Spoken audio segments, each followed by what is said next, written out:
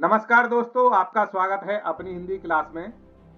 आज मैं CBSE board द्वारा कक्षा 10 के हिंदी पाठ्यक्रम में आने वाले पाठ राम लक्ष्मण परशुराम संवाद जो तुलसीदास जी द्वारा रचित है उसके बहुवैकल्पिक प्रश्नों के बारे में बताऊंगा। और यहाँ पर बहुत ही अच्छे प्रश्नों का संकलन किया गया है।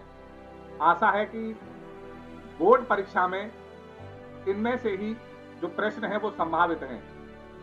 तो पहला ही जो प्रश्न है वो इस प्रकार है, परशुराम बार बार अपना कुठार किसे और क्यों दिखा रहे हैं?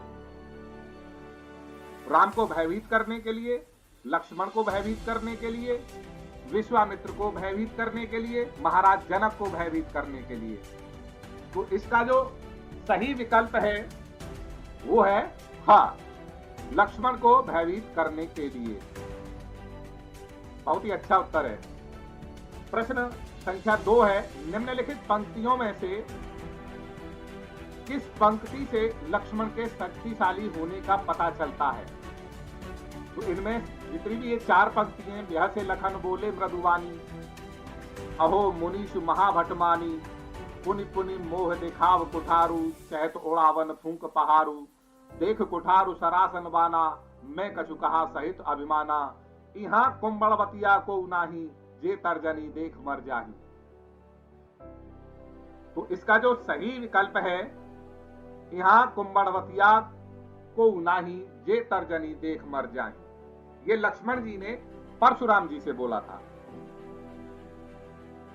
तीसरा प्रश्न है, रघुकुल में किन किन के प्रति अपनी वीरता का प्रदर्शन नहीं किया जाता? विकल्प हैं देवता, ब्राह्मण, ईश्वर भक्त और गाय पर, स्त्रियों, बच्चों, ईश्वर भक्त और गाय पर, राजा, देवता, वीर योद्धा और स्त्रियों पर, स्त्रियों, बच्चों, राजा और गाय पर। इसका जो सही विकल्प है वो है क, देवता, ब्राह्मण, ईश्वर भक्त और गाय पर। ये इसका सही विकल्प है।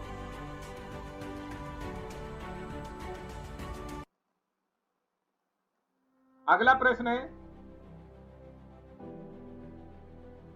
बेहद से लखन बोले मृदुवानी, अहो मुनीषु महाभटमानी, यह कथन का उदाहरण है। कौन सा उदाहरण है? व्यंग का, हास्य का, क्रोध का, वैराग्य का। तो लक्ष्मण जी जब परशुराम क्रोध कर रहे हैं तो लक्ष्मण जी यहां पर हंस रहे हैं। तो इसका जो सही विकल्प रहेगा वो रहेगा क, व्यंग का।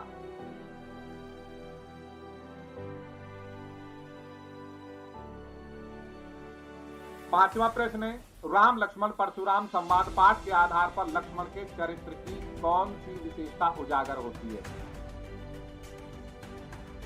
विकल्प हैं वीरता, धैर्य, शिष्टता, विनम्रता।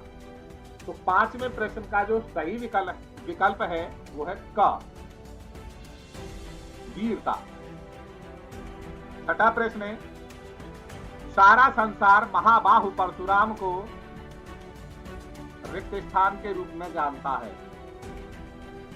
तो ऋषि भृगु के शिष्य, ये गलत है क्योंकि ये ऋषि भृगु के वंश में पैदा हुए थे। क्षत्रियों को बचाने वाले, ऋषि विश्वामित्र के भक्त, क्षत्रियों का संहार करने वाले। तो इसका जो सही विकल्प है वो रहेगा घ,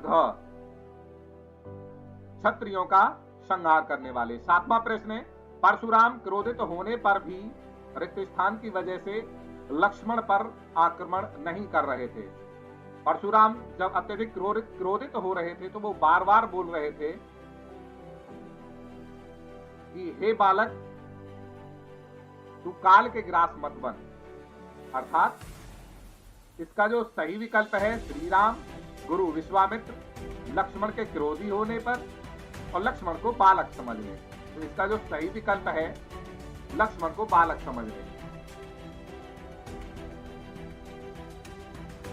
आठवां प्रश्न है, कथन फर्स्ट, परशुराम ने सहस्त्रबाहु को छोड़कर सभी राजाओं का फरसे से वध कर डाला। जबकि सहस्त्रबाहु को उन्होंने मारा था। परशुराम ने पृथ्वी को राजाओं से रहित कर दिया था। दिए गए कथनों के लिए सही विकल्प पहचानिए। तो कौन सा विकल्प सही है? कथन ए सही है और कथन 2 उसका गलत कारण है। तो ये गलत हो गया। कथन 1 सही है और कथन 2 उसका सही कारण है। ये भी गलत हो गया। कथन 1 गलत और कथन 2 सही है। कथन 1 और कथन 2 दोनों सही है। इसका जो सही विकल्प है ग। कथन 1 गलत और कथन 2 सही है। 9वां प्रश्न है इसका। लक्ष्मण के अनुसार धनुष तोड़ने में राम का कोई दोष नहीं था, क्योंकि धनुष को चलाने पर वह खुद से टूट गया था। धनुष को तोड़ने के लिए कहा गया था। धनुष हाथ लगाते ही टूट गया था। धनुष बहुत पुराना हो गया था। इसका जो सही विकल्प है ग। धनुष हाथ लगाते ही टूट गया था। 10वां प्रश्न है। परशुराम बार बार लक्ष्मण को फरसा क्यों दिखा रहे थे? दरबार के दूसरे लोगों को चेतावनी देने के लिए, अपना क्रोधी इतिहास बताने के लिए, दरबारियों को वहां से भगाने के लिए, लक्ष्मण को डराने के लिए। तो इसका जो सही विकल्प है लक्ष्मण को डराने के लिए। 11वां प्रश्न है। परशुराम ने लक्ष्मण को किन शब्दों में धमकाया? वे केवल साधारण मुनि नहीं हैं, वे महान योद्धा भी हैं। उन्होंने अनेक बार क्षत्रिय राजाओं को युद्ध में पराजित किया है। उपर्युक्त सभी। तो इसका जो सही विकल्प है उपर्युक्त सभी। 12वां प्रश्न है। सुवत टूट रघुपति ही न दोषु। यह कथन किसने किससे कहा? लक्ष्मण ने रामचंद्र जी से, विश्वामित्र ने परशुराम से, लक्ष्मण ने परशुराम से, इनमें से कोई नहीं। तो इसका जो सही विकल्प है लक्ष्मण जी ने कहा था परशुराम जी से। 13वां प्रश्न। राम लक्ष्मण परशुराम संवाद पाठ तुलसी के किस ग्रंथ से उद्धृत अर्थात लिया गया है? कवितावली, गीतावली, राम नैछु, रामचरितमानस। तो ये रामचरितमानस से लिया गया है। इसका सही विकल्प रामचरितमानस है। 14वां प्रश्न। परशुराम की किन्हीं 2 चरित्रगत विशेषताओं के बारे में बताइए। वे अत्यंत शांत एवं क्षत्रियों के रक्षक थे। वे अत्यंत दयालु तथा क्षत्रियों के विनाशक थे। वे अत्यंत विनम्र तथा क्षत्रियों के सहायक थे। वे अत्यंत क्रोधी तथा क्षत्रियों के प्रबल शत्रु थे। तो 14वें प्रश्न का जो सही विकल्प है वो घ। वे अत्यंत क्रोधी तथा क्षत्रियों के प्रबल शत्रु थे। 15वां प्रश्न है। पाठ में नयन के भोरे किसके लिए प्रयुक्त हुआ है? तो श्री राम के लिए, लक्ष्मण के लिए, परशुराम के लिए, विश्वामित्र के लिए। तो बहुत ही आसान उत्तर है इसका ग। श्री राम के लिए। 16वां प्रश्न है। विश्वामित्र परशुराम के किस व्यवहार पर मन ही मन हंसे?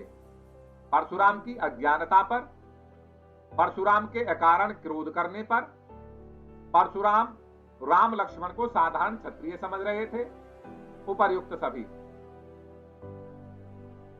तो 16वां जो प्रश्न है उसका सही विकल्प है परशुराम राम लक्ष्मण को साधारण क्षत्रिय समझ रहे थे। 17वां प्रश्न है। परशुराम के गुरु कौन थे? विश्वामित्र, शिवजी, विष्णु, श्री कृष्ण। तो परशुराम के गुरु थे शिव, क्योंकि शिव ने ही प्रसन्न होकर के इनको परशु अर्थात फरसा दिया था। प्रश्न संख्या 18। गाधी सुनो कहे हृदय हर्षि। यहाँ गाधी सुनो किसे कहा गया है? मुनि परशुराम को, मुनि देवऋषि को, मुनि दधीचि को, गाधी के पुत्र विश्वामित्र को। तो 18वें प्रश्न का जो सही विकल्प है वो घ है, गाधी के पुत्र विश्वामित्र को। 19वां जो प्रश्न है, ऊखमय व अयमय खांड से क्या तात्पर्य है? गन्ने के रस से बनी खांड, लोहे से बनी खांड, अर्थात खांड का मतलब तलवार भी होता है, क और ख दोनों, इनमें से कोई नहीं। तो 19वें प्रश्न का जो सही विकल्प है वो क और ख दोनों है, क्योंकि ऊखमय गन्ने के रस से बनी हुई खांड और अयमय लोहे से बनी खांड। और इस पाठ का जो पहला भाग है, इसकी बहुविकल्पीय श्रृंखला में ये इसका अंतिम प्रश्न है। लक्ष्मण के अपराध को क्षमा करने के लिए विश्वामित्र ने क्या कहा? साधु लोग सज्जन नहीं होते, साधुजन बालकों के गुण दोषों पर ध्यान नहीं देते, साधु पुरुष अबोध मानकर क्षमा ही नहीं करते हैं, उपर्युक्त सभी। तो इस प्रश्न का जो सही विकल्प है, साधुजन बालकों के गुण दोषों पर ध्यान नहीं देते। तो दोस्तों, इस पाठ का जो पहला भाग है यहीं पर समाप्त होता है। इस पाठ का दूसरा भाग देखने के लिए चैनल पर लगातार बने रहिए।